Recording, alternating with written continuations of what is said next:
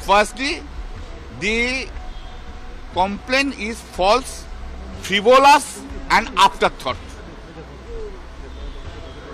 Complaint is completely vague in character. This complaint has been made. You will find that after 6 May 2026, she has kept a distance from the party. I was appointed as a chief whip. Letter was addressed. Thereafter, she has initially tried to create whatever I don't know, but she has joined to another political party. Therefore, this complaint has been made motivatedly with a achieve something political goal and with a view to malign me. Nothing more than that. It's a political malice. এই যে কমপ্লেনের কথা বলছেন সেই কমপ্লেনটা হচ্ছে সম্পূর্ণ false, fabricated, তৈরি করা and after thought, মানে বহু চিন্তা করে, যেটা লিগালি নট অ্যাকসেপ্টেবল। কমপ্লেন যেখানে দিয়েছে দেখবেন vague in character, vague in character, completely vague. আমাকে বলেনি বাংলাটায়, একটু ধৈর্য ধরুন। Vague in character, completely vague.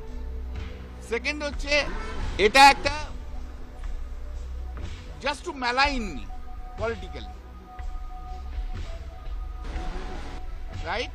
Third হচ্ছে উনি অনেক দিন ধরে ডিস্টেন্স তৈরি করেছিলেন, তারপর থেকে চিফ হুইপতে ওনাকে সরিয়ে আমাকে অ্যাপয়েন্টমেন্ট করেছেন, তারপর থেকেই কমপ্লেনগুলো জমা পড়ছে। তার আগে নয়, কিন্তু তার আগে নয়। তার রাগ প্রকাশিত হচ্ছে। আর এখন কি না পলিটিক্যাল একটা, আমাকে নারী বিদ্বেষী বলে কি হবে? 2011-তে যে ভদ্রমহিলা মনে আছে রেপ হয়েছিল পার্ক স্ট্রিটে, তার সম্বন্ধে উনি কি বলেছিলেন আপনাদের সবাইকার মনে আছে? একজন নারী হয়ে নারীর বিরুদ্ধে কি বলেছেন? অগ্নিমিত্রা পালকে কি বলেছেন উনি আপনারা জানেন সমস্ত। She belongs to very cultured family, Agnimitra পাল। আমি জানি, ওনার বাবাকে আমি চিনি, doctor Ashok Roy. I have a great respect for him.